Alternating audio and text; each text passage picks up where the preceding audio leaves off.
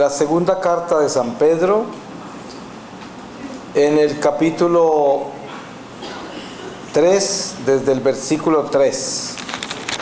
Y dice así: errores sobre la parusía. Tened en cuenta ante todo que en los últimos días vendrán hombres que se burlan continuamente de todo y que viven según sus propias concupiscencias, y que dirán: ¿dónde está la promesa de su venida? ¿Por qué desde que los padres murieron todo continúa como desde el principio de la creación? Ignoran deliberadamente que en otro tiempo hubo cielos y tierra. Esta, por la palabra de Dios, surgió de las aguas y quedó asentada en medio de ellas, y así el mundo de entonces pereció anegado por las aguas. A su vez, los cielos y la tierra de ahora, por la misma palabra, están reservados para el fuego y guardados para el día del juicio y de la perdición de los impíos. Pero hay algo, queridísimos, que no debéis olvidar, que para el Señor un día es como 1000 años, y 1000 años como un día. No tarda el Señor en cumplir su promesa, como algunos piensan. Más bien tiene paciencia con vosotros, porque no quiere que nadie se pierda, sino que todos se conviertan. Pero como un ladrón llegará el día del Señor. Entonces los cielos se desharán con estrépito, los elementos se disolverán abrasados, y lo mismo la tierra con lo que hay en ella. Si todas estas cosas se van a destruir de ese modo, ¿cuánto más debéis llevar vosotros una conducta santa y piadosa, mientras aguardáis y apresuráis la venida del día de Dios, cuando los cielos se disuelvan ardiendo y los elementos se derritan abrasados? Nosotros, según su promesa, esperamos unos cielos nuevos y una tierra nueva en los que habita la justicia. Por lo tanto, queridísimos, a la espera de estos acontecimientos, esmeraos para que Él os encuentre en paz, inmaculados e intachables, y considerad que la longanimidad de nuestro Señor es nuestra salvación. Así os lo escribió también nuestro querido hermano Pablo, según la sabiduría que se le otorgó, y así lo enseña en todas las cartas en las que trata estos temas. En ellas hay algunas cosas difíciles de entender, que los ignorantes y los débiles interpretan torcidamente, lo mismo que las demás escrituras, para su propia perdición. Palabra de Dios. Hermanos, voy a hacer una reflexión para terminar sobre los pecados de la lengua. Dentro del testimonio que ustedes escucharon antes, yo les abrí, por decir así, muchas ventanas que de cada área que les hablé podría hablar por años, porque son como interminables. Les voy a hablar de los pecados de la lengua. Los pecados de la lengua están en nuestra carne. Es como dice San Pablo: los pecados más difíciles de superar son los que están dentro de nuestra carne, la impureza, los pecados de la lengua. Miren ustedes algo que yo vi. Dentro de las deformaciones más increíblemente radicales de las almas condenadas son las deformaciones de los pecados de la lengua. ¿Y por qué? Por esto: nuestra voz es un don espiritual maravilloso.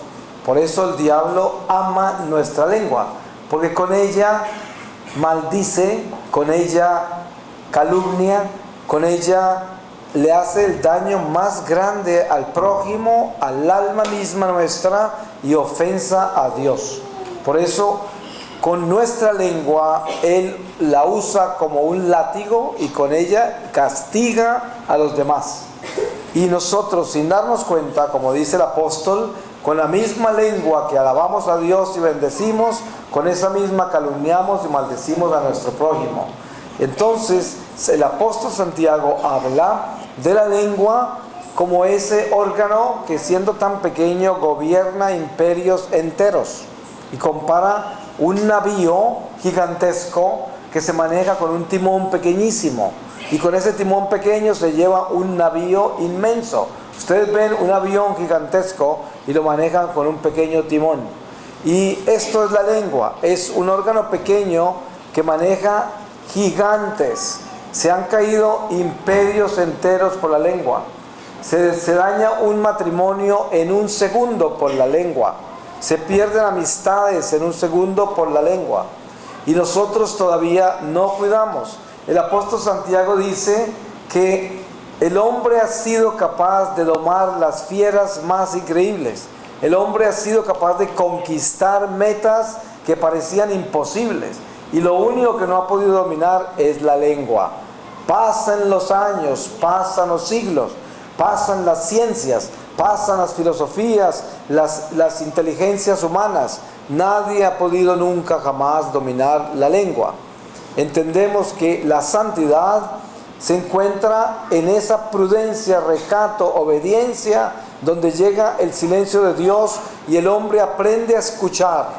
Por eso el apóstol dice: apresúrate a escuchar y aprende a callar. ¿Cierto? Uno debe tener afán para escuchar, no afán para hablar. Ustedes se han dado cuenta que la gente que solo quiere hablar, cuando callan, pero no ven la hora de que uno se calle para ellos seguir hablando. O sea, nunca lo escuchan. Y es increíble eso de incómodo, porque uno sabe que no lo están escuchando. Es como, hay gente que viene a pedir consejo y habla media hora de su problema. Y cuando uno trata de hablarles algo de lo que están pidiendo, no ven la hora que uno termine de hablar para seguirles contando el problema. Y no escuchan nada. Y o sea que el consejo nunca lo reciben. Porque viven es hablando y no escuchan. Por eso el don espiritual más importante para empezar a dominar la lengua y ponerla en obediencia al Espíritu es aprender a escuchar. Debemos tener ayuno de nuestra lengua. Ustedes saben cuántas personas aquí en este recinto han hecho un ayuno de palabra, o sea, quedarse en silencio un día. Ustedes se imaginan, hay personas que parece que se fueran a morir cuando dejan de hablar un día entero. Y ahí se dan cuenta lo enfermos que están. Porque si uno no es capaz de quedarse en silencio un día entero, ya se enfermó, ya está grave. Eso quiere decir que la lengua lo tiene dominado. Eso quiere decir que la lengua es su instrumento prioritario y el que mucho habla, mucho yerra. ¿Cierto? Si uno habla tanto que no es capaz de quedarse callado un día entero, ya se enfermó, porque está hablando tanto que no puede estar correcto en todo lo que dice. ¿Cómo va a estar uno correcto en todo lo que dice si habla todo el día sin parar? No puede ser, es imposible. Por eso la espiritualidad del hombre tiene que descansar en la prudencia, en el recato, en la coherencia, en la humildad, en el silencio. El silencio de Dios, ¿cuál es? Cuando uno ama al prójimo verdaderamente, tiene tiempo para escucharlo. ¿Cuál es uno de los defectos más grandes que tienen los padres de familia de hoy? No tienen tiempo para los hijos y creen que llenarlos de comida y de ropa y de techo es suficiente. Pero resulta que se necesita tener tiempo para escuchar a los hijos. Se necesita tener tiempo para que el esposo escuche a la esposa y la esposa al esposo. Se necesita tener tiempo para escuchar a los amigos. Se necesita tener paz en el corazón para poder escuchar. Y la paz en el corazón no viene sino de la fidelidad a Dios. Nosotros nos preguntamos, ¿cómo hago yo para conocer el plan que Dios tiene en mi vida? Porque sabemos, por revelación misma de las Escrituras, de la palabra de Dios, de que Dios tiene un plan perfecto con nosotros. ¿Y cómo hago para saber cuál es ese plan? Muy sencillo. La fidelidad. Cuando yo vivo en gracia de Dios, le obedezco a Dios, todo lo que sucede en mi vida, por absurdo que sea, es la voluntad de Dios. Entonces, usted quiere saber cómo vivir en la voluntad de Dios y cómo vivir en el plan de Dios, obedézcale. Y eso es todo. Miren, cuando usted es el hijo de un padre bueno, y ese padre es un padre próspero, un padre que tiene todo para ofrecerle a usted, ¿qué tiene que hacer usted para recibir los beneficios, la sabiduría, la orientación, la guía de ese padre bueno y rico? ¿Qué tiene que hacer? Obedecerle y ser un hijo noble y humilde. ¿No es verdad? Eso es un hijo de un rico, bueno y justo. Lo único que tiene que hacer es buen hijo y obediente. Y el padre rico y justo le dará lo mejor. lo llevará a lo mejor, le enseñará lo mejor y podrá ser heredero de todo su reino. Eso es el hijo obediente. Nosotros somos hijos del más rico de todos, el que todo lo creó, todo lo puede, todo lo sabe, todo lo tiene. ¿Cómo no vamos a ser hijos obedientes del que todo lo puede? Somos hijos de Dios. Si yo me convierto en un verdadero hijo de Dios, entonces tendré todas las riquezas, porque Dios me dará todo lo que necesito. La enseñanza más poderosa de todas es la de Salomón. Salomón, siendo un niño, pidió lo único que importaba. ¿Y qué fue eso? Eso es lo más importante. Que si nosotros tenemos la sabiduría, tenemos todo, porque el sabio sabe lo que tiene que hacer. Entonces, si uno tiene todos los reinos de la tierra y no tiene sabiduría, ¿de qué le sirven si no los puede administrar? Entonces, no debemos pedir nada más que la sabiduría. La sabiduría es la obediencia, la fidelidad. Esa es la sabiduría. ¿Cómo se hace para ser sabio? Hay que ser obediente. ¿Y quién es el obediente? El que sabe escuchar. Y para poder escuchar tiene que estar en silencio. Eso es. Entonces debemos ganarnos el silencio del alma. ¿Cómo se consigue el silencio del alma? En la contemplación. Por eso les decía, ustedes tienen una gracia. Esta ciudad tiene dones que muchas ciudades no tienen. Tienen capillas de adoración perpetua. Usted quiere aprender a ganarse el silencio de su alma, haga el esfuerzo de hacer mínimo unas 2 horas de adoración a la semana al principio, y verá usted el cambio que le va a traer a su vida. Usted es capaz de pasarse 2, 3 horas mirando basura en televisión. ¿Cuánta gente no mira las telenovelas más inmundas, más decadentes, y se gastan 3 horas mirando esa basura? ¿Cuánta gente no es capaz de acostarse sin saber qué estaban haciendo los japoneses hoy? ¿No es verdad? Por los chismes que uno quiere tener y mirar todas las noticias, y son capaces de gastarse en horas viendo basura. ¿Cómo es posible que no sean capaces de ir 1 hora ante el Señor que los creó, ante Dios mismo, en el lugar donde van a aprender lo que verdaderamente deben aprender? Recibir la sabiduría que deben tener, que solo viene de Dios. No viene de leer ningún libro, no viene de recibir ninguna cátedra, no viene de hacer ningún curso, no viene de hacer ningún diploma. Viene del silencio de Dios. Y por eso esa verdadera sabiduría es tan asequible, es tan sencilla, que nosotros nos hemos vuelto tan soberbios, tan inteligentes, tan creativos, que como eso es tan sencillo, no lo vemos. Miren que ¿cuándo aprecian verdaderamente quién era la madre? ¿Cuándo se aprecia? ¿Cuándo se muere? ¿Cierto? Absurdo, absurdo. La mayoría de las personas de nuestra vida las apreciamos cuando se murieron. ¿Sí? ¿Cuándo aprecia un esposo infiel a su esposa? Cuando la pierde. Ya empieza a buscarla desesperado para que vuelva, después de que le fue infiel toda la vida. Eso es. ¿Y qué sucede con nosotros en este caso? Dios nos ha dado un don maravilloso. Miren, las almas del infierno, lo primero que pierden es la voz. Quedan sin voz. Ellas están llenas de odio, de ira y desesperación, y quieren gritar esa ira, y todo lo que sale de ellas son sonidos de animal, de bestia. No tienen voz.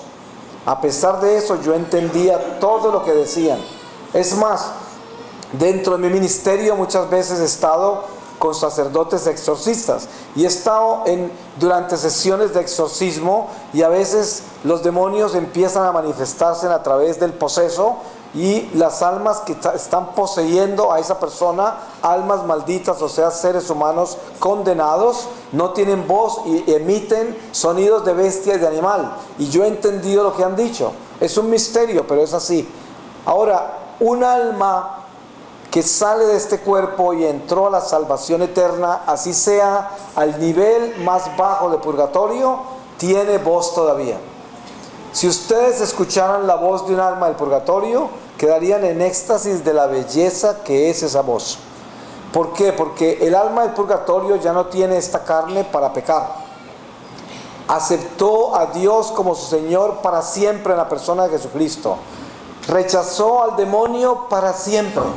Porque miren que nosotros rechazamos al demonio cuando rezamos el credo, cuando renovamos nuestro bautismo y en muchas de las acciones directas de la doctrina dentro de la liturgia de la iglesia, nosotros renunciamos a Satanás. Pero ¿ustedes creen que renunciamos 100%? No, porque volvemos a caer. Las almas de purgatorio sí, porque no vuelven a caer. Entonces, de por sí están en un estado mucho más santo, más privilegiado que nosotros. Una madre sabe cuando un hijo le miente por el tono de la voz, ¿sí? Un esposo sabe cuando la mujer le miente o viceversa por el tono de la voz. En la voz nuestra está el Espíritu que habita en nuestro corazón.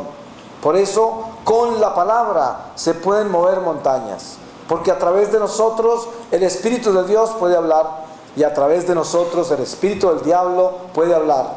Prueba, Pedro, siendo un hombre bueno, que era un apóstol preferido de Jesús, en un momento dado, al final de la vida pública de Jesús, el demonio habló a través de Pedro. ¿Ustedes se acuerdan qué le dijo Jesús a Pedro cuando le pidió que no se crucificara? Apártate de mí, Satanás. Y no estaba llamando a Pedro Satanás, sino que era Satanás había hablado a través de Pedro. Entonces, a esto me refiero yo. Nuestra voz es un don sagrado maravilloso. Si un ángel del cielo hablara en este momento a nosotros, moriríamos, porque la frecuencia del amor es perfecta y nosotros somos imperfectos y por lo tanto no soportaríamos la voz de un ángel. La única persona que pudo hablar con un ángel uno a uno fue la Virgen María, porque nació sin pecado. San Gabriel se le apareció y no dicen las escrituras de que San Gabriel se le apareció en una visión. No, el ángel llegó directo. Acuérdense que a San José el ángel le habló en un sueño, y a los profetas, a todos se los llevó a una visión, a un sueño les habló. Pero a la Virgen se le apareció el ángel y le habló directamente, y ella no se murió porque ella no tenía pecado. Nosotros no podemos soportar la voz de un ángel. El Señor nos lleva en éxtasis para poder escuchar la voz de un ángel. Yo viví un éxtasis toda la noche entera para vivir toda la experiencia que tuve. Y miren que tenemos que entender que la voz nuestra es un don de Dios espiritual maravilloso. Por eso debemos desde ahora despertar una disciplina, porque toda palabra que sale de nuestra boca queda escrita en el libro de la vida. Ustedes saben que San Juan en el Apocalipsis observa cuando abren el libro de la vida. O sea, nosotros estamos en el libro de la vida y toda nuestra vida está ahí. ¿Cuál es la maravilla de la encarnación de Jesucristo y el milagro de la redención? Que Dios nos ha dado en la persona de Jesucristo la posibilidad de escribir de nuevo las hojas del libro de nuestra vida. Ustedes se pueden imaginar ese regalo tan grande, que yo pueda borrar del libro de la vida mis pecados, borrarlos de ese libro a través del sacramento de la confesión. Se borran mis pecados de esas hojas donde están escritos para siempre. Eso es un don que, si nosotros supiéramos lo grande que es, estaríamos confesándonos permanentemente. Y hoy en día, uno de los daños más grandes que el demonio le ha hecho a la iglesia es disminuir la presencia del sacramento de la confesión. Ustedes encontrarán hasta sacerdotes que están tan perdidos que les van a decir a ustedes que no es necesario confesarse, porque ellos también están perdidos. Pero yo le digo una cosa: si usted va a confesarse con un sacerdote y usted está viviendo en pecado mortal, y el sacerdote le dice: ay, no te preocupes, que Dios te entiende así, Él sabe quién eres tú, es seguro que ese está más podrido que usted. Si usted le obedece a ese sacerdote, usted y el sacerdote junticos se van para los infiernos. Por eso uno no puede ir a confesarse para aprender el catecismo. Uno se va a confesar de algo que uno sabe que es pecado, ¿cierto? Eso es. De lo contrario, ¿qué va a hacer? Si usted es un ladrón y llega donde el sacerdote y le dice: padre, me acuso que yo vivo del robo. bueno, mijito, tienes que entender que Dios te ama, trata de no robar mucho. Y usted sale todo contento a seguir siendo un ladrón más chiquito. ¿Ustedes creen que eso lo puede obedecer uno? No puede obedecerlo, porque con ese sacerdote juntos se van para abajo. Y por eso la vida en Dios es una disciplina. Yo no puedo dejar que otra criatura humana que esté vestida como esté vestida y represente lo que represente, me invite a hacer esas cosas de pensar que el robo está admitido. No está admitido.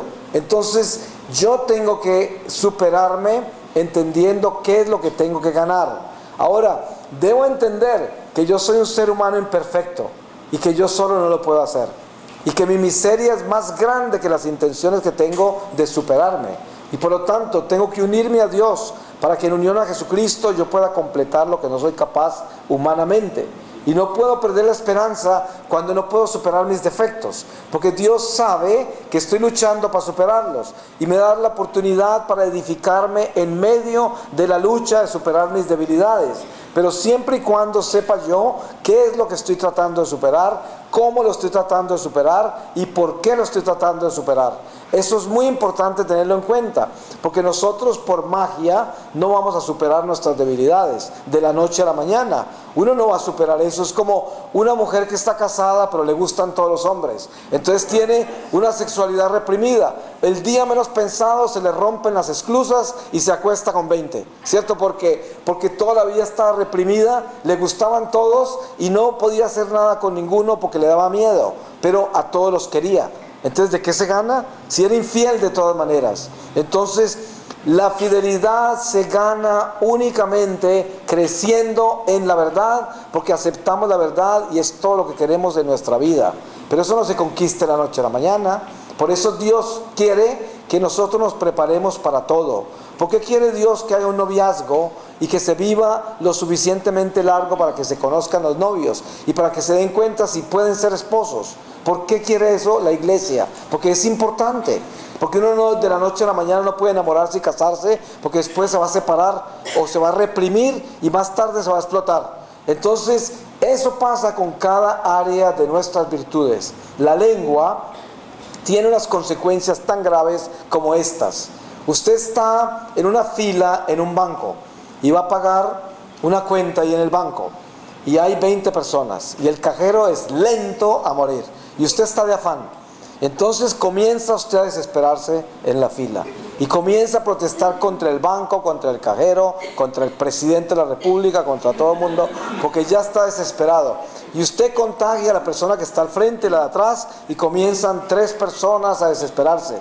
Cuando llegan donde el cajero, lo insultan, le quitan la paz. Y luego ese cajero sigue ofendiendo a todo el mundo todo el día porque ya le quitaron la paz y se está vengando de todos los demás. Y ahí los que salieron de ahí salen furiosos a conducir su automóvil y le gritan a alguno en el semáforo de la esquina. Y luego el otro llega a la casa y le grita a la esposa. Y sigue una cadena de eventos que empezó con una persona en la fila de un banco, ¿cierto? Y eso se incendió por todas partes. ¿Quién cree usted que está cabalgando encima de esas palabras? El mismo diablo que se llevó la rebeldía de una sola persona y castigó cientos de personas, hasta el punto que una persona en esa cadena toma un teléfono, insulta a uno en Europa y por allá sigue nosotros y en un solo día, sí, y esto pasa al final de la vida, cuando usted llega donde el Señor. Esa protesta inocente de la mañana en ese banco, cuando usted estaba de afán, pudo producir un muerto al final del día, ¿sí? En la cadena de su lengua. Y no estoy exagerando, no estoy diciendo mentiras, no estoy viniendo acá a sembrar terror, no estoy haciendo nada que no es la verdad. Yo conozco la economía de la lengua, la vi con mis propios ojos y esa es la verdad. El Señor me mostró un sobrenombre que le puse a un niño en la escuela. Ese sobrenombre era horrible y ese niño sufrió toda la vida por culpa mía, toda la vida, porque lo humillaron, se burlaron de él, lo disminuyeron, perdió oportunidades en la vida, todo por su sobrenombre, porque toda la familia, todos los amigos lo llamaron así siempre, y era un sobrenombre muy feo que lo hacía ver ridículo a este muchacho, y fue culpa mía cuando yo tenía 9 años de edad. 9 años. Dese en cuenta, la lengua es un instrumento increíble. El demonio sabe exactamente qué palabra escoger para hacerle daño al prójimo. ¿Cómo? ¿Cuántas veces nosotros hemos dicho algo a alguna persona que sabíamos que no era muy santo lo que estábamos diciendo, pero no pensábamos que fuera tan malo? Y de repente esa persona se ofendió tanto que dejó hasta de hablarnos y nos cogió hasta odio. Y nosotros no entendemos cómo es posible que esto, que no era que era prácticamente insignificante para nosotros, causó tanto mal. Eso pasa a veces entre esposos, que el esposo le dice a la esposa cualquier cosa y se queda ofendida por una semana. Pero ¿qué pasa?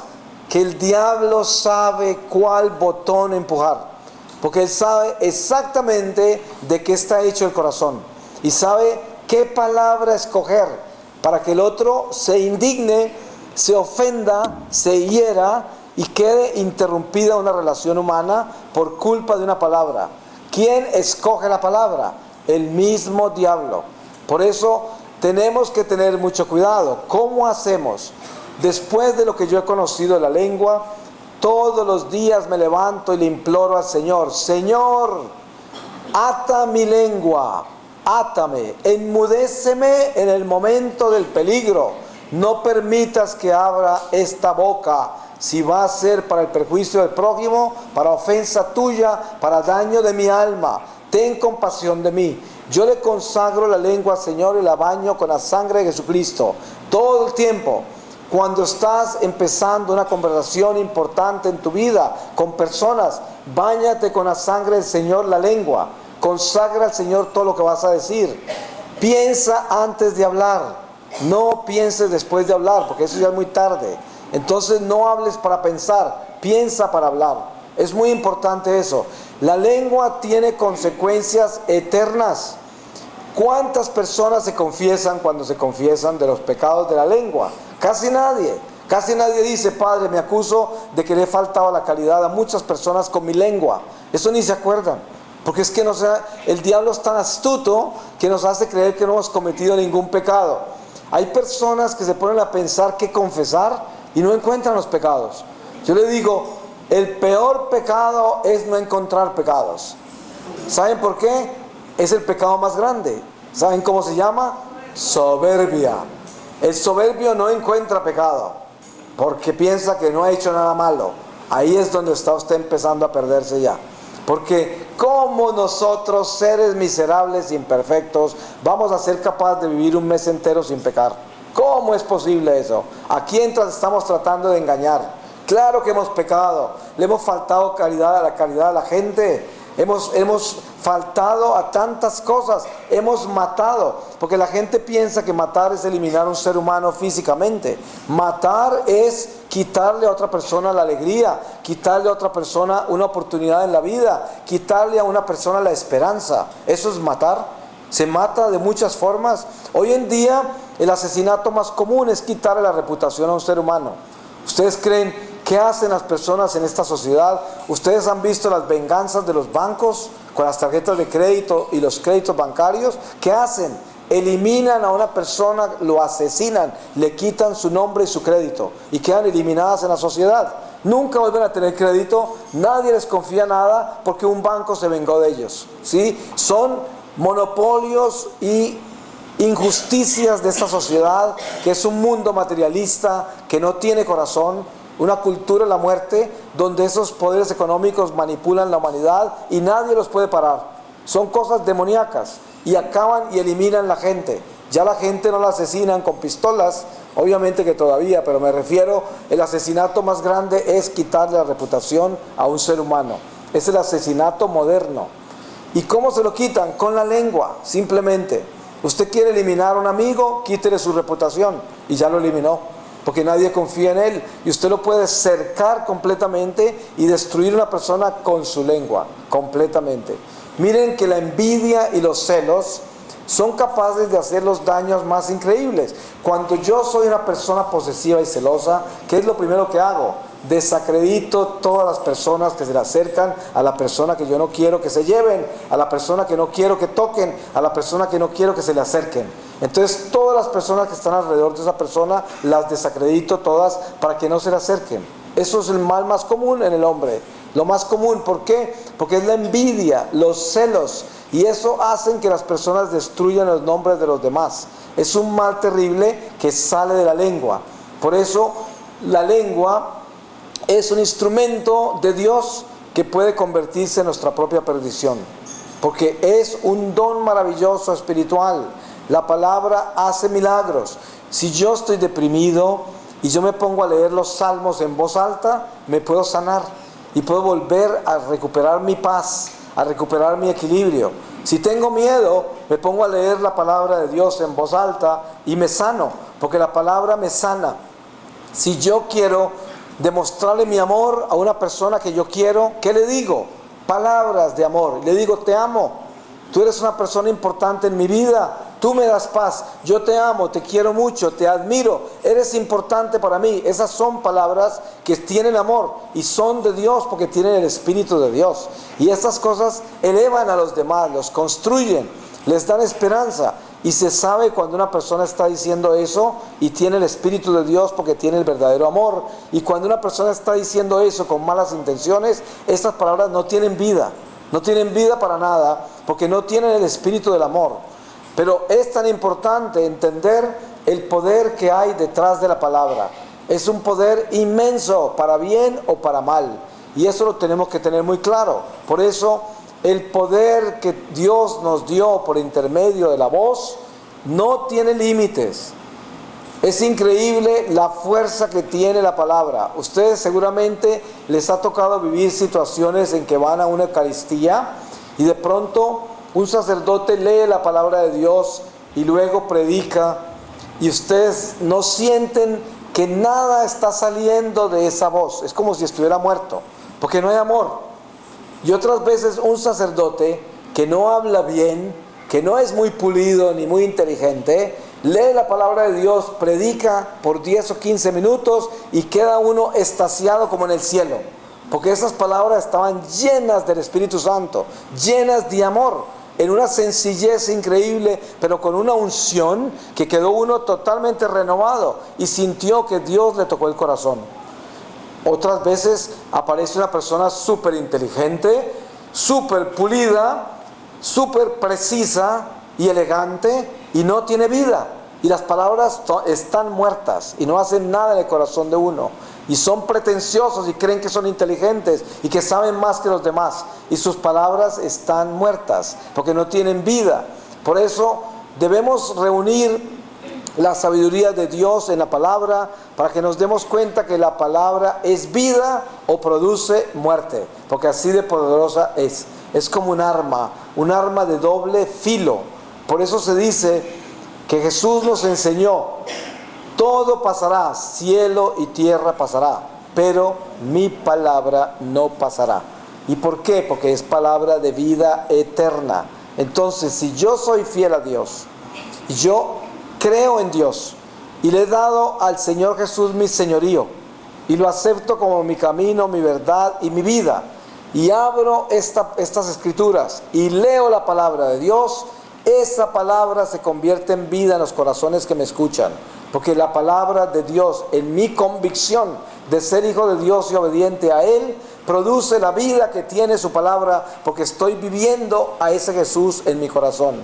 Y por lo tanto, como dice San Pablo, ya no soy yo el que vive, sino Cristo el que vive en mí, y por lo tanto Cristo habla a través de mí. Y aunque no hable muy sofisticadamente, aunque no hable la lengua de los inteligentes, la lengua de los educados, hablo la lengua del Espíritu. Y es suficiente para que los corazones me entiendan y llegue la salud espiritual a sus almas. Y eso es lo importante. Pero para eso se necesita limpiar el corazón, para que se remueva la tierra del corazón y el Señor pueda deshiervarla y sacar todo lo malo que hay en ella, abonarla y que crezcan esos frutos de su amor, y pueda el Señor pasearse por este jardín del corazón y ser la luz de nuestra vida. Y eso debemos tenerlo muy claro, porque todo eso brotará de nuestros labios. de nuestros labios. En nuestros labios florece la verdad. Y la verdad florece en nuestros labios si esa semilla de la verdad ha sido sembrada en nuestro corazón. ¿Y cómo se siembra esa semilla? Tengo que tomar decisiones. ¿Y cómo se toman esas decisiones? Yo tengo que pensar profundamente en el fondo de mi alma en que lo más importante de mi vida es volverme una mejor persona. Yo tengo que mejorar. ¿Qué tal que yo mire para atrás y mire que un año atrás era la misma persona que soy hoy?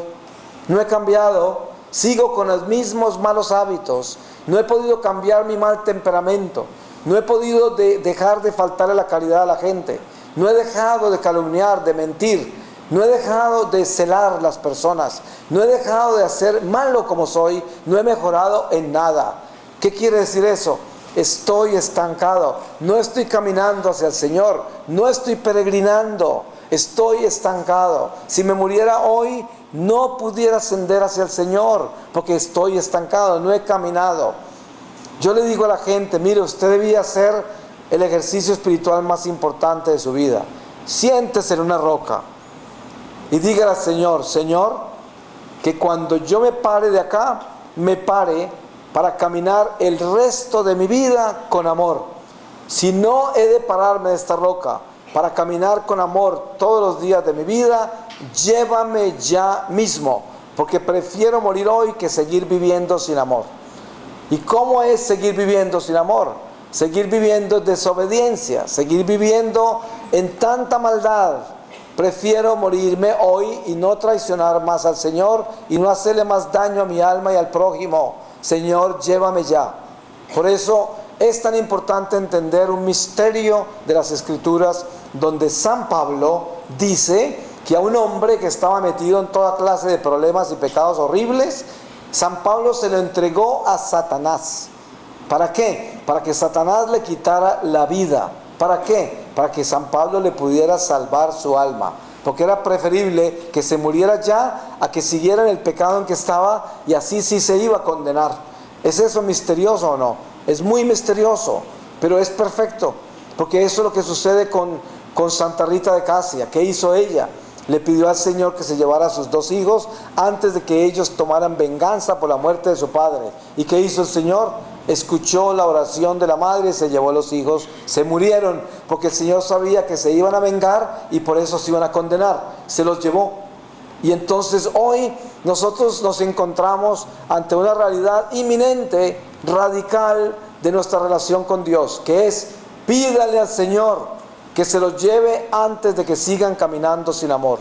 Ustedes se imaginan lo feo que es vivir odiando, lo feo que es vivir resentido, lo feo que es vivir sin esperanza, porque estoy frustrado, porque no me salen las cosas como yo quiero. Entonces estoy furioso, estoy frustrado, estoy amargado. ¿Por qué? Porque no me salen las cosas como yo las planeo, porque la gente no me quiere como yo quiero que me crean, que me quieran, porque la gente no me apoya, no me aplaude, no me admira, porque no se me abren los caminos, las puertas se me cierran. Entonces soy un miserable y por eso no amo, por eso ando enardecido por ahí, lleno de odio, lleno de resentimientos. Soy como un limón que camina por la calle, ¿no? Pues no, nosotros somos llamados a ser una naranja que camina por la calle, ¿cierto? Dulce, alguien que tenga zumo, dulce, que nosotros podamos ser esperanza, compasión, cariño, caridad para el prójimo, que la gente nos vea y le den ganas de vivir por las ganas que tenemos nosotros de vivir, que la gente nos vea y se llene de esperanza por la esperanza que hay en nosotros, que la gente nos vea y se llene de sabiduría por la sabiduría que hay en nosotros. Qué lindo que es la vida así, qué lindo, qué feo que es caminar por ahí quitándole la esperanza a la gente. Ustedes han visto gente, padres de familia que son iracundos, llegan a la casa, gritan a todo el mundo, y venía un niño sonriente, alegre, y lo gritaron y le quitaron la alegría. Eso es un asesinato. Se asesinó la alegría, se asesinó el amor. ¿Cómo pueden hacer eso? Es como un aborto, no se puede hacer. No podemos andar por ahí robándole a la gente la alegría, la esperanza y la paz, siéndonos miserables, crueles, simplemente porque estamos furiosos, porque las cosas no nos salen bien. Qué feo vivir así, mejor morir.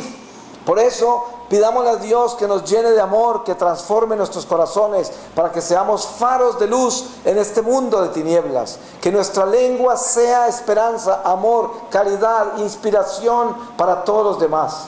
Pudiéramos hablar de esto muchas horas, porque nunca terminaríamos hablar de la lengua. Pero le voy a pedir al Señor su palabra para que terminemos todas estas reflexiones de hoy en el misterio de la palabra de Dios, donde Él nos quiera llevar. Yo nunca escojo estas palabras, siempre voy donde el Señor me lleve. Les voy a leer de la primera carta de San Juan, en el capítulo 5, versículo 1, y dice: el que cree en Jesús vence al mundo. Todo el que cree que Jesús es el Cristo, ese ha nacido de Dios, y todo el que ama a quien le engendró, ama también a quien ha sido engendrado por él. En esto conocemos que amamos a los hijos de Dios, en que amamos a Dios y cumplimos sus mandamientos, porque el amor de Dios consiste precisamente en que guardemos sus mandamientos, y sus mandamientos no son costosos, porque todo el que ha nacido de Dios vence al mundo. Y esta es la victoria que han vencido al mundo, nuestra fe. ¿Quién es el que vence al mundo sino el que cree que Jesús es el Hijo de Dios? Este es el que vino por el agua y por la sangre, Jesucristo, no solamente con el agua, sino con el agua y con la sangre. Y es el Espíritu quien da testimonio, porque el Espíritu es la verdad, pues son tres los que dan testimonio: el Espíritu, el agua y la sangre, y los tres coinciden en lo mismo. Si aceptamos el testimonio de los hombres, mayor es el testimonio de Dios. En esto consiste el testimonio de Dios, en que ha dado testimonio de su Hijo. El que cree en el Hijo de Dios lleva en sí mismo el testimonio.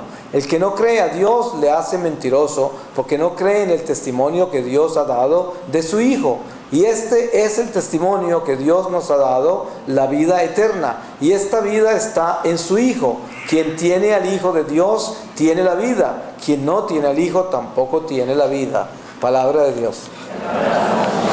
Pues le damos gracias a Dios por este día de reflexiones, por la Eucaristía que vamos a recibir, por todo el amor que nos ha dado, por la presencia del Espíritu Santo entre nosotros, que ha acariciado nuestra alma y nuestro ser profundamente en esta tarde, y que ha venido a decirnos que nos ama, que nos quiere salvar, que quiere darnos toda la oportunidad para que transformemos nuestros corazones, y no podemos despreciarlo. Por eso dice la palabra: si hoy escuchas su voz, no endurezcáis el corazón, como en Meribá, cuando me tentaron. Y esto tenemos que tenerlo en cuenta. Si el Señor nos habló, no lo echemos en costal perdido. Escuchemos la voz de Dios y llevémosla al corazón. Que cuando salgamos de aquí, de este recinto, hoy, después de la Eucaristía, salgamos a ser columnas de luz en medio de este mundo de oscuridad. Nosotros hemos sido llamados a ser la esperanza de este mundo perdido. Somos llamados a ser santos. En este mundo afuera, casi todo el mundo está demonizado. No podemos ser demonios nosotros también. ¿Quién va a salvar a esta generación? ¿Quién va a proveer para las generaciones que vengan de que conozcan a Dios? Nosotros somos los llamados, nadie más. Por eso hoy es el día del Señor y tenemos que transformar nuestro corazón. Amén. Amén.